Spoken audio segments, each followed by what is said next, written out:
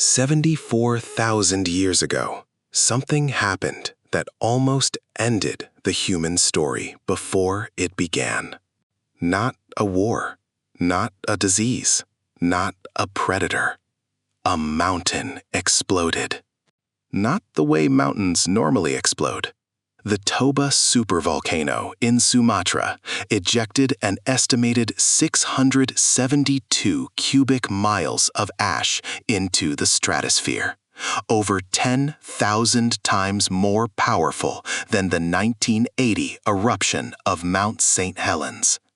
The ash cloud rose 37 kilometers into the sky. It traveled thousands of miles in every direction. Volcanic material surged forward at speeds of up to 200 miles per hour, burning everything in its path. In India, 6 inches of ash settled like cement after being washed by rain. And then the sky went dark. Not for a day, not for a week, for years. Scientists estimate the eruption caused a volcanic winter lasting up to 6 years, followed by a 1,000-year cooling episode. The environmental collapse pushed the global human population down to fewer than 10,000 individuals. 10,000 people on the entire planet. That's smaller than most university campuses today. And yet, here you are. Which means someone survived. And what they did to survive is one of the most extraordinary stories in the history of our species. But first, you need to understand what they were actually up against. Because it wasn't just darkness. It was a sequence of problems, each one arriving before the last one was solved. And each one should have been the end. The eruption itself lasted approximately 2 weeks. 2 weeks of fire, ash, and sulfur dioxide pouring into the atmosphere. More than 11 billion tons of sulfuric acid and 6.6 million tons of sulfur dioxide were released, forming acid particles that harmed life and blocked sunlight. For anyone near Sumatra, survival was impossible. The heat alone was fatal. The ash was toxic. But the people we're tracking, the ones whose descendants eventually became everyone alive today, were in Africa, thousands of miles away. They felt something different, not fire, not ash falling from the sky like snow. They felt the temperature drop. Scientists calculate that within months of the eruption, global temperatures fell by 3 to 5 degrees Celsius. At higher latitudes, the drop was even steeper, up to 15 degrees. 3 to 5 degrees doesn't sound like much, but understand what that means when you're living outside with no technology, no insulation, no heating system, no stored food beyond what you killed or gathered in the last few days. 3 degrees is the difference between a forest with animals and a frozen wasteland with none. So what did they do? The first problem wasn't food. It wasn't water. It was something more immediate. The animals disappeared. Imagine a year in Africa where summer never arrives. The sky takes on a gray hue during the day. Flowers do not bloom. Trees die in the winter. Large mammals like antelope become thin, starve, and provide little fat to the predators, human and animal, that depend on them. The entire food chain collapsed from the top down. Plants died first. No sunlight, no photosynthesis. The herbivores that ate the plants began to starve. Then the large predators that hunted the herbivores. And the humans who depended on hunting those same animals were left with nothing. You couldn't hunt what wasn't there. So what did they eat? This is where Professor John Kappelman from the University of Texas and his team made a discovery at a site in Ethiopia called Shinfa Matema 1 that changes everything we thought we knew about this period.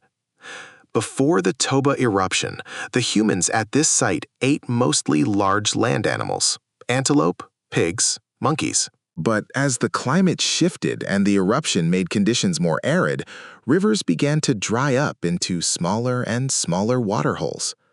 And in those shrinking waterholes, something unexpected happened. Fish. Trapped. Concentrated. Easy to catch without specialized tools. As waterholes continued to shrink, it became easier to capture fish without any special equipment. Diets shifted more heavily toward fish, a food source that was suddenly abundant precisely because the crisis had created the conditions for it. The catastrophe had accidentally created a food supply. But that wasn't the only solution, and it wasn't available to everyone. On the southern coast of Africa, a different group of humans found a different answer. And what archaeologist Curtis Moran from Arizona State University discovered there might be the most important archaeological finding of the last century. Pinnacle Point, a series of caves cut into the cliffs above the South African coastline. Moran and his team found evidence of continuous human occupation at Pinnacle Point, spanning the period of the Toba eruption. And crucially, the humans there were eating shellfish. Shellfish, clinging to rocks just below the waterline, unaffected by the volcanic ash covering the land, unaffected by the collapse of the terrestrial food chain. Coastal resources like shellfish were highly nutritious and far less susceptible to the eruption than the plants and animals of inland areas. The ocean itself had buffered the volcanic effect. So while the interior of Africa was going dark and cold and dying, the coastline was still producing food. The sea didn't care about the ash in the sky. The humans who happened to be near the coast didn't just survive. According to the evidence at Pinnacle Point, they actually developed technical innovations to their tools shortly after the Toba eruption, innovations that persisted for thousands of years. The crisis didn't just fail to kill them, it made them more sophisticated. But here's the question nobody asks. How did they know? How did humans, without language as we understand it, without any way to communicate across distances, without any knowledge of what a supervolcano even was, how did they figure out what to do? The answer is both simpler and more profound than you'd expect. They didn't know. That's the point. They didn't have a plan for a volcanic winter. They didn't understand what was happening to the sky. They had no category for it. What they had was flexibility. The people of Shinfa Matema I were not picky eaters. Their diet shifted with the changing seasons and the ebb and flow of resources. Antelope, monkeys, fish. They hunted, gathered, and cooked whatever they could find. This flexibility, this willingness to eat something new when the familiar thing disappeared, turned out to be the single most important survival trait our species possessed. Professor Stanley Ambrose of the University of Illinois, who first proposed the Toba catastrophe theory, argued that the crisis accelerated something crucial. It forced early humans to innovate. The disaster that nearly destroyed the species may have also been the pressure that sharpened it. As Professor Kappelman describes it, as people depleted food in and around a given waterhole, they were forced to move to new waterholes, creating a chain of short moves along river systems, each one small, but each one pointing farther from the danger zone. A crisis that was supposed to trap them ended up dispersing them, moving them toward the coasts, toward new food sources, toward each other, and, eventually, out of Africa entirely. Scientists now believe that the behavioral flexibility these Middle Stone Age people developed to survive the Toba eruption may have directly facilitated the later dispersal of modern humans out of Africa and across the rest of the world. The extinction event became the launch event. So here's what actually happened when the sky went dark 74,000 years ago. Most humans died. The population collapsed to a number smaller than the crowd at a football match. Every ecosystem on land went into crisis simultaneously.